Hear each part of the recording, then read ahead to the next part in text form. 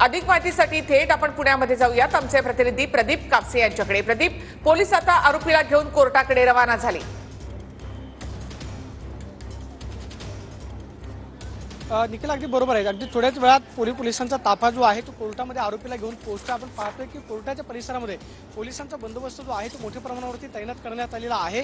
आज खरं तर दुपारी पुणे पोलिसांनी कोर्टाला विनंती केलेली होती की प्रकरणामध्ये वेळ जो आहे तो वाढवून देण्यात यावा आणि संध्याकाळच्या वेळेस ही सुनावणी जी आहे ती घेण्यात यावी। कोर्टाने ही मागणी जी आहे ती मान्य केली आणि आपण पाहतोय की कायदा आणि सुव्यवस्थेचा प्रश्न लक्षात घेता, त्याचबरोबर आरोपीच्या विरोधातली जनतेमध्ये असणारा रोष लक्षात घेता ठिकठिकाणी रस्त्यावरती आंदोलनं, त्याचबरोबर आरोपीला कोर्टापर्यंत आणण्यासाठी अडचण जी आहे ती निर्माण होऊ शकते। त्यामुळे पुणे पोलिसांनी आपण पाहतोय की संध्याकाळची वेळ निवडलेली आहे आणि कोर्टाने त्याला परवानगी दिली आहे। अगदी थोड्याच वेळात 10 मिनिटांमध्ये पुणे पोलिसांचा ताफा जो आहे तो कोर्टाच्या परिसरामध्ये दाखल होईल आणि त्यानंतर या ठिकाणी सुनावणीला सुरुवात होईल।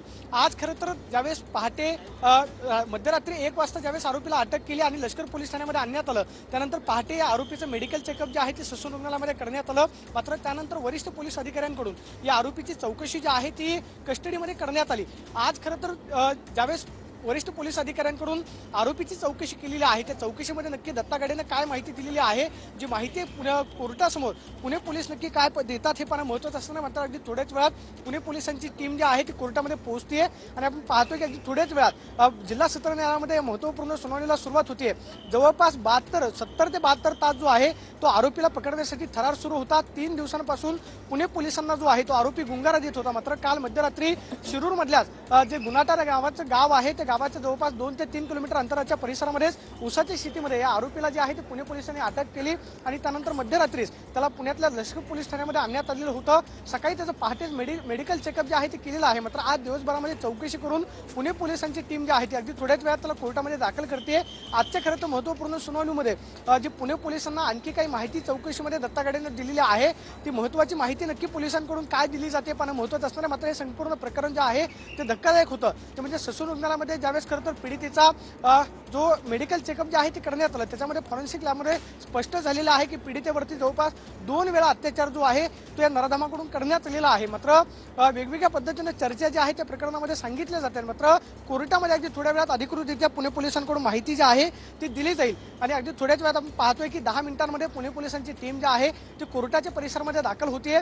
या संपूर्ण खरं तर प्रकरणाचा जर आपण घटनेचा मागोवा घेतला तर 3 दिवस आरोपी जो आहे तो पुणे पोलिसांना गुंगारा देत होता। त्यामुळे पुणे पोलिसांच्या सुद्धा कार्यक्षमतेवरती प्रश्नचिन्ह उपस्थित केलं जात होतं। मात्र उसाच्या क्षेत्रामध्ये हा खरं तर आरोपी लपून बसल्यामुळं आरोपी शोधण्यासाठी पुणे पोलिसांना अडचण जी आहे ती मोठ्या प्रमाणावरती येत होती।